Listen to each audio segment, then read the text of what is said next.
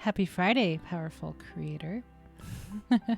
This is Heather Hope Reed with the Inspired Entrepreneur Podcast. Happy Friday to you. Okay, so once again, I asked the universe, what do you all need to hear today for Friday? And I flipped to, inside my book, The Inspired Entrepreneur, I flipped to May 24th. And here we go. I'm going to jump right in. If you want to grab the book, it is on Amazon. Grab it. It's a nice size book. It's 400 pages. It's 366 days of inspiration for you, the entrepreneur, business owner, or just anybody, really. Really. You don't have to be a business owner or entrepreneur to read this book. It is the law of attraction with lots of things, because it all is the same, right? How you manifest one thing is how you manifest everything. It's all the same. It's all the same formula. Just plug in the topic and the desire, whatever it is, and boom, there you go. Okay, so here we go. Here's a message. Unlimited abundance is all around you.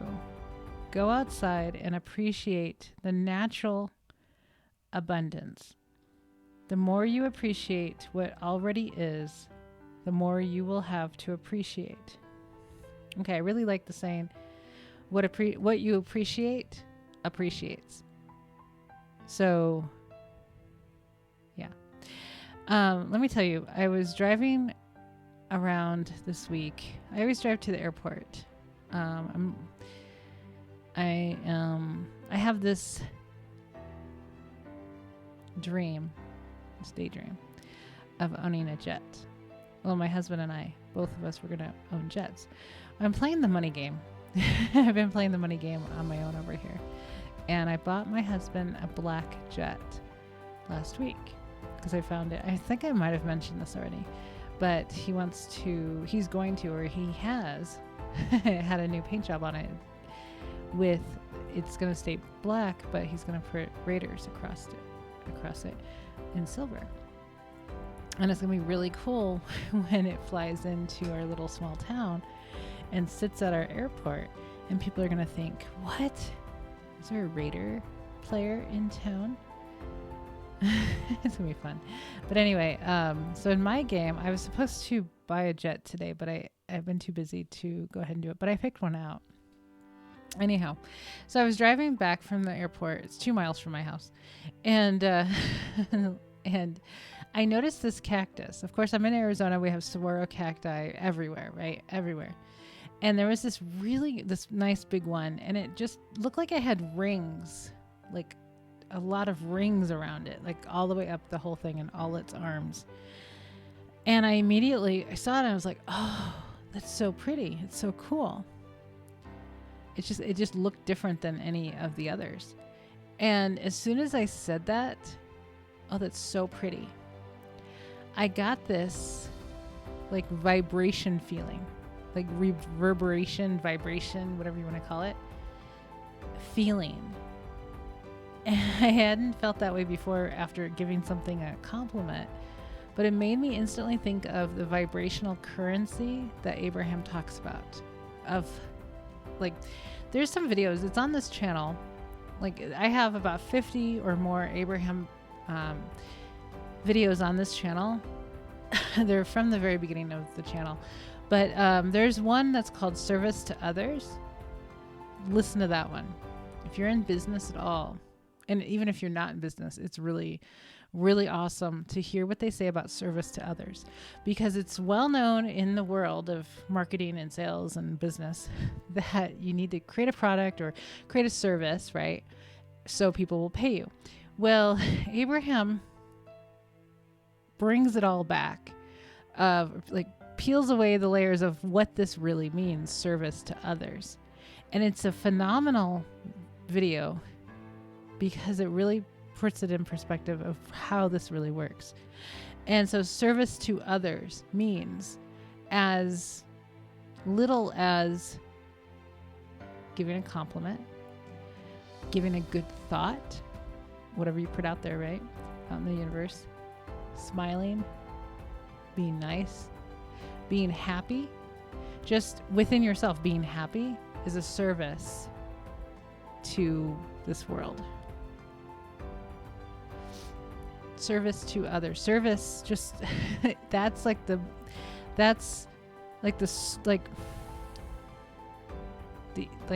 what am I trying to say? The easiest way to do this.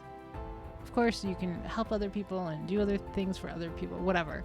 But to peel it back to what it really means to be a service to others, it's as small as a smile. Because, if you think about a smile to somebody, you don't know what kind of day somebody's having, and you give them a smile, you might be giving them hope for another day. I love starting conversations with people at the grocery store. I'm such an introvert, but sometimes I'm locked away in my office or my house for so long that I really need to interact with people. So I'll go run errands or go to the store or go wherever, and I'll just start talking to the cashier, or just briefly, but enough to that's different than, oh, my card doesn't scan or whatever, right? It's just making conversation. Or giving a compliment. I love giving compliments to people. I love it. It is so, because it lifts them up. That's service to others. Because whatever you put out, right? It's law of attraction. Whatever you put out, you get more of. That's what you get back. So appreciate what you appreciate. What you appreciate appreciates. So it comes back. It's law of attraction. Whatever you put out, whatever you're vibrating, you attract. So talking on Wednesday's podcast, we were talking about happiness. That's something that brings me happiness, is giving compliments to strangers and starting conversations with people and making them laugh. Like, I do that. This one guy works at Circle K. He's been there for years.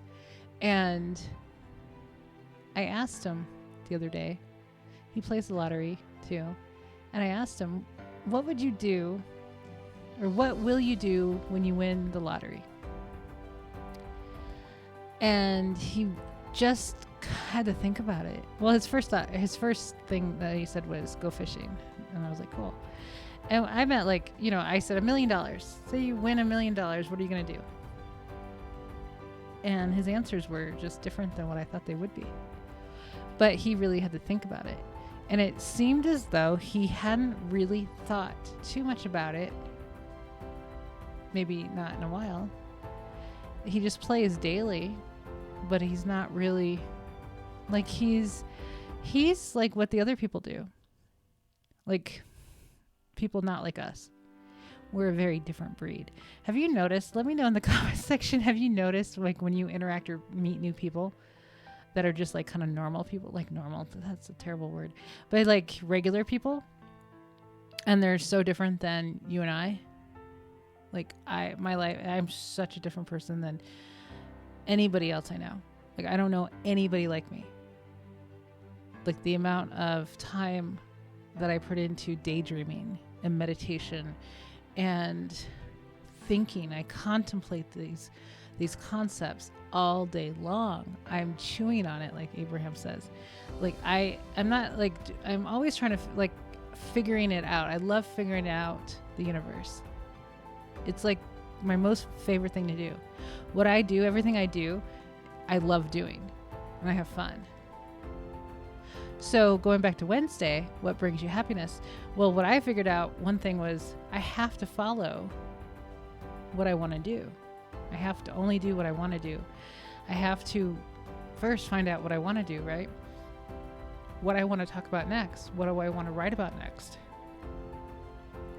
How do I want to go about it? And things come to me.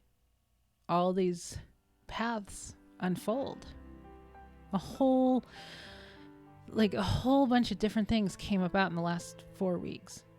Complete change of what I was doing. I was like feeling stagnant. I was feeling like out of sorts and just not terribly loving what I was doing. Having a little breakdown of like, I don't know what I'm doing. I'm not really enjoying what I'm doing. So pretty quickly, I mean, it's just, you know, I had a real deep desire to, you know, ask these questions of like, I'm not liking what's going on right now. And a whole bunch of things unfolded. And I just kept following the next thing, the next interesting thing. And day by day, something new unfolded. And it was just looking back, like 3-4 weeks ago, just looking back that short amount of time. Like, and right now, like doing this meditation of the quantum leaping in the last few days, I'm feeling like a quantum leap has been forming in the last 3-4 weeks, that things are changing super quickly. The more I do that meditation, it's like I'm getting so much more done, and I'm having so much more fun, and I can see things morphing into it. Like I can feel it, like that the quantum leaping is happening. We're not talking like one thing, you know, being one way in one moment and another way in another moment. We're talking a little bit of time, getting things done that need to be done. Anyway, so finding what you love to do, so then you're happy. Because part of being happy, like you have to like what you're doing. And if you don't like what you're doing and you don't see a way out, you have to figure out a way to like it, to get out of it. Does that make sense? Like you can't hate your job and find the perfect job, you know, next week. You can't, you're not a vibrational match to your perfect job. So you have to find aspects of your job that you like, that are tolerable, that you can really, and I did that with this town, like where I lived or where I live. I didn't want to be here. I didn't like this town for a while. Like all of last year, I didn't like it. It was very political. Very political on a party that I'm not associated with. So, and it's a small town. So, I didn't like it at all. Couldn't stand it. I mean, we moved at the beginning of the year to California, and then we moved back, but because of COVID, and then I really just didn't like it after a while because it got icky and I really wanted out. Really wanted out, but I couldn't find a way. So I knew what works. I told myself, Heather, you have to fall in love with this town if you want any chance of getting out. So what happens? This happened before with my crappy apartment that I had a few years ago, and I really wanted out. And so I fell in love with it. I fell in love with the aspects of it that I could at the time. Like my decor, like all the things that had nothing to do with the apartment complex, anything that was mine, like the way I set up my furniture, the way, like I love my decor, I love this, I love that, all these things that I loved. And guess what? Within a few weeks, I fell in love with my apartment to the point where I didn't want to move. So Abraham tells us, wherever you have the desire, wherever your desire comes from, say you're in a relationship and you're just like, well, this sucks. It sucks. And you want a different relationship, or, I used to be a relationship jump from one to another. I highly do not recommend doing that. Jesus. Then you just jump into another situation that was the same as the last one. It's so ridiculous. But wherever the desire, the rocket of desire came from, is precisely where you can get your desire from. Does that make sense? I remember I was in LA when I got this. The LA Abraham workshop last year. Best weekend ever, I swear. Best Abraham weekend. And so I got it. I was like in the middle of the night or late at night, I was listening to an Abraham and I was just like, oh my God, I get what they're saying. Wherever that's stemming from, it can turn around and you can get that desire from wherever you're standing. Whether it's a crappy job, you can turn that job around by focusing on the aspects that you enjoy, that you like, that you love, whatever it is. And then you will produce more of what you want from that job. You can turn it around. You can turn around your relationship. I personally find that difficult. I personally find it easier to just jump ship. This is me. I've learned what works for me. Like, I'm not going to do this again, hopefully, but, or not have the need to, because I understand now how to have a relationship that's really cool. I get it now. After all these other relationships and understanding Abraham's message, I understand how to have a relationship. Am I perfect? No, I'm not perfect in doing this, but I'm aware daily of how I create my reality with my husband included in that reality. But,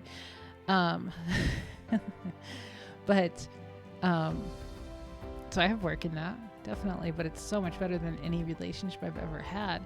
So I jumped ship, and from my previous marriage, and was attracting guys that were worse than him, and that's not encouraging. So I dated a lot, and a lot of not so great guys. Jeez, it was bad. And so I finally was just like, I gave up, and I was like, I'm done with this crap. This is stupid, and this is, oh my God, it's ridiculous. And so it got bad that I got back together with my ex-husband twice after we broke up. Once right before the divorce was official, and then after the divorce was done. We got back together. It was like under a day one time, like under a day we were back together, and then it was just the same person again. And I'm like, oh, forget it. What was I thinking? And it was because I was dating and attracting all these guys that were, I want to say losers, but that's so judgmental, and I don't want to be that way anymore. But just married men that were lying to me that they weren't married. They were easy to find out. But one guy was married and said his wife was dead, and she wasn't. Like, that's how bad it got. So I was like, what the hell happened? And so I said, screw this. I am done. I am done with men. I don't need one. I'm perfectly fine. And I dated myself, meaning I bought myself flowers. I did my nails. I did everything for me. Took myself out to the movies, to dinner, whatever I needed to do for myself. And I felt so free. I felt free. And I felt happy.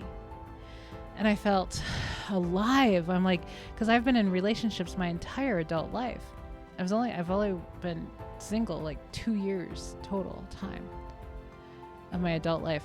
And so I'm just kind of a person who's in a relationship. Like, I don't have a hard time finding relationships at all, and long-term ones. So like my first boyfriend, long-term boyfriend, was 14 years. And then my ex-husband was nearly 7 years. So that's kind of a long time.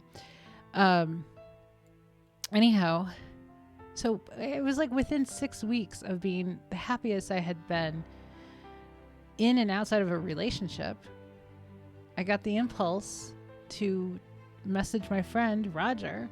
I said, hey, I want to see you. We've been friends for years, right? He was totally in the friend zone. And it was one Friday night. I'm like, I want to see you. Because we had been trying to meet up just because we live so far away. And he was taking care of his parents at the time. I think his mom she had just passed away. We were in the same exact boat, taking care of our elderly people. And so it was really hard for him to get away. But I invited him to my house up here where I live.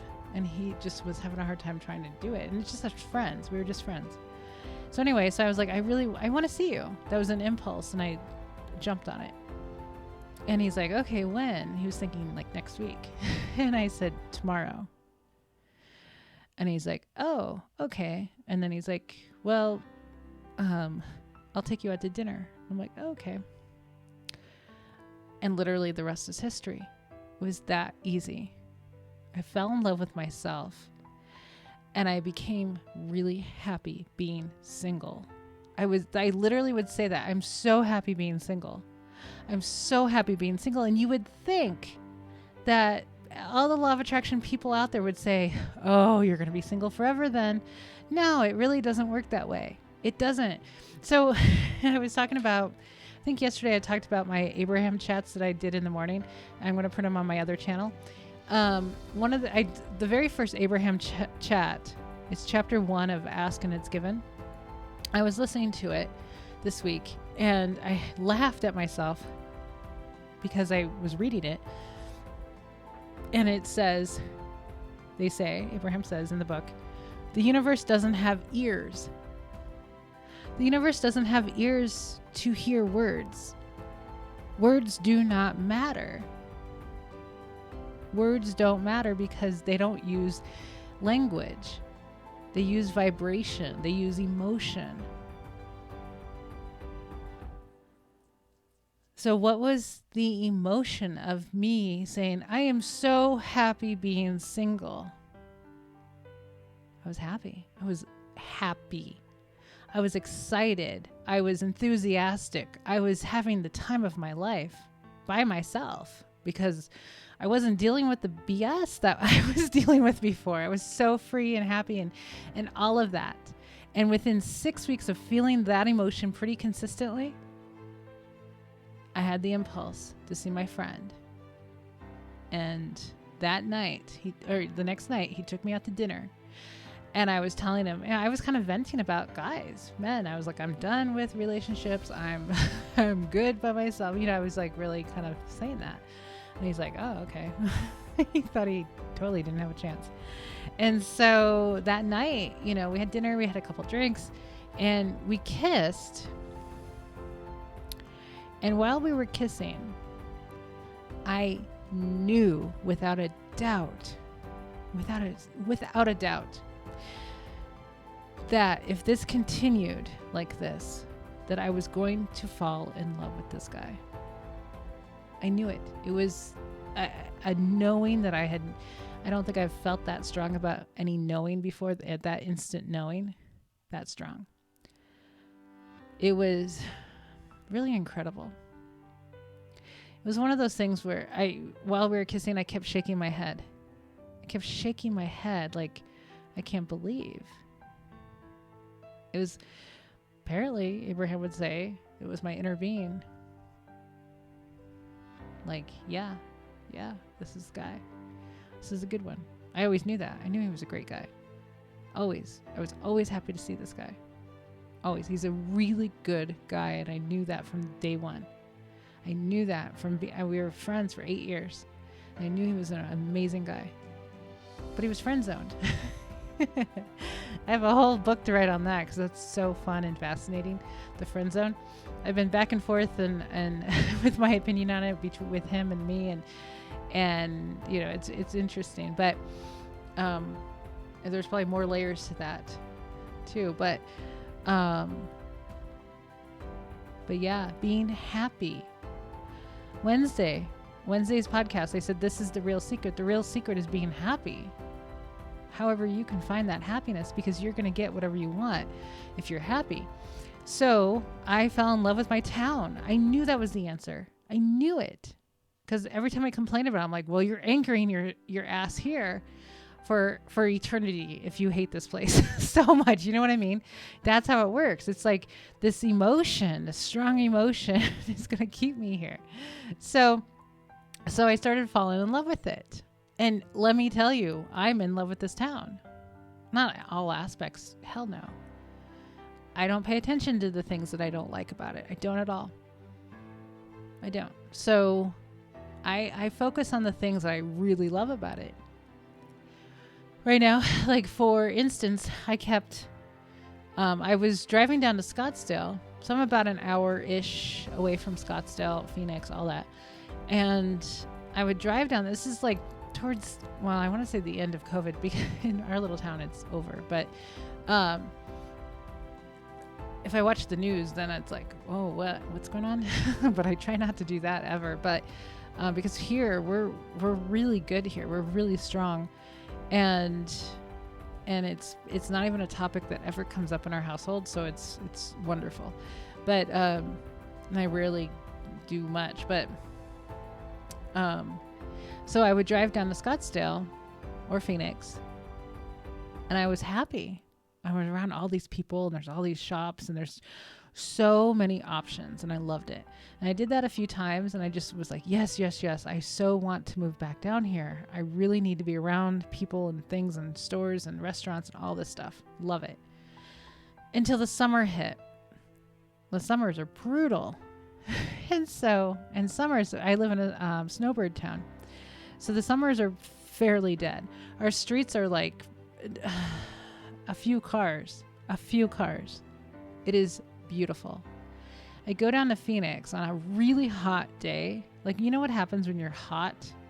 You get irritable. Like, there's no happiness. Like, for me, there's no happiness when I'm hot.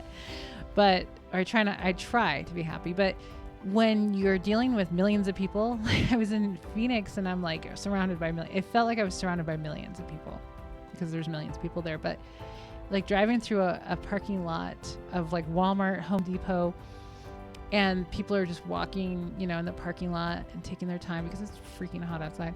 And you get irritable. And then when you're you live in a small town and there's very little traffic and very little foot traffic, that you can get in and out of places incredibly easy. So you're hot, you're sweaty, even with air on, it doesn't matter. You go through all of that. You end up coming back up to your small town with very little people there, very few people. And you're like, holy moly, I love this town even more. I'm going to be here for the summer because there's no one here. And I love that. And I don't want to go back down to Phoenix anymore. It's too hot and there's way too many people. And I don't care. All this stuff. So the contrast solidified even more how much I love where I live. Because I love now not being around a whole lot of people. So it's just like, you know, once in a blue moon, I like being down in the city around people, around some options, restaurants, stores, bookstores, all that stuff, right? But then I can come home and relax in my, you know, I've got 4 acres and peace and quiet and beautiful sunsets and no traffic and all this stuff. It's just, and it cools down at night a little bit more than not at all in Phoenix, but you know, anyhow. So I fell in love with my town and then I don't want to go. And that's okay, because if you don't want to go, then you're where you want to be. If you still have a desire for more, you're going to manifest that. So when I fell in love with my apartment, I ended up with 2 options, both free to live and both amazing. One option was to move back up here. Didn't have the idea before. I completely moved out. And then I was like, oh, I still have the house. Go move there. And I had 2 options came up.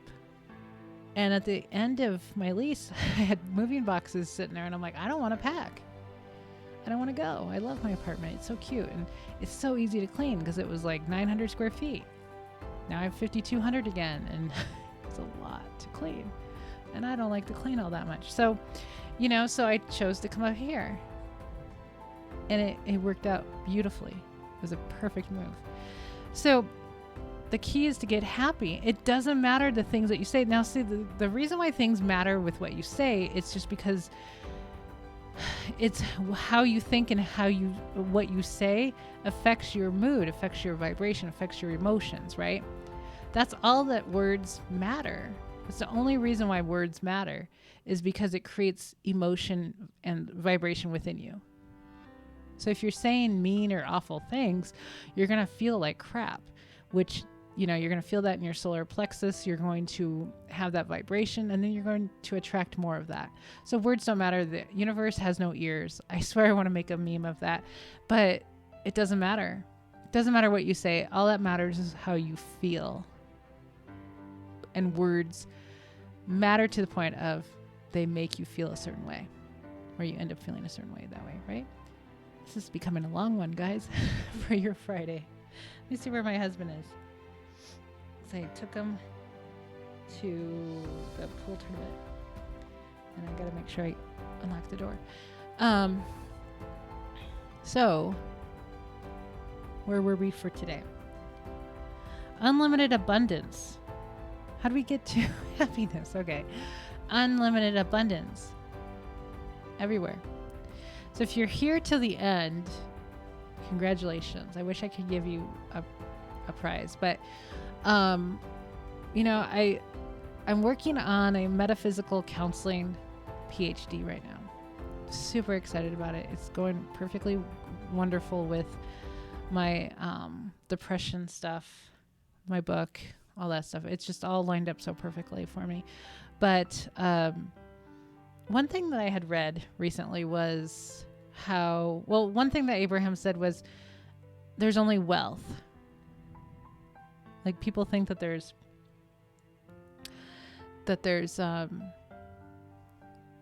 like wealth and lack of wealth.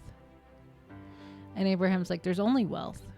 Just some people choose it and some people don't choose it.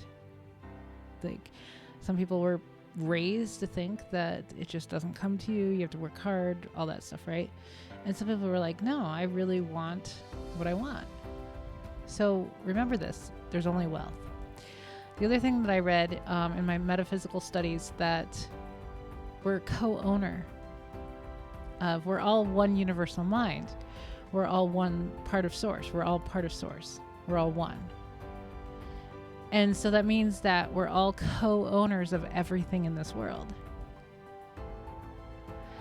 And so think of it that way, that you as if like thinking that you already have what you're asking for.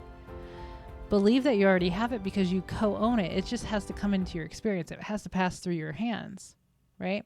It's like money. It just passes hands. That's all money does, is pass through people's hands. It just passes through your hand. Somebody gives it to you, you give it to someone else. That's all it does. Like we don't own it per se. We just pass it along. Some people get more passed to them than others. But so when I was reading about this co-ownership thought, I thought of real estate of like a co-op. Like we all have equal shares.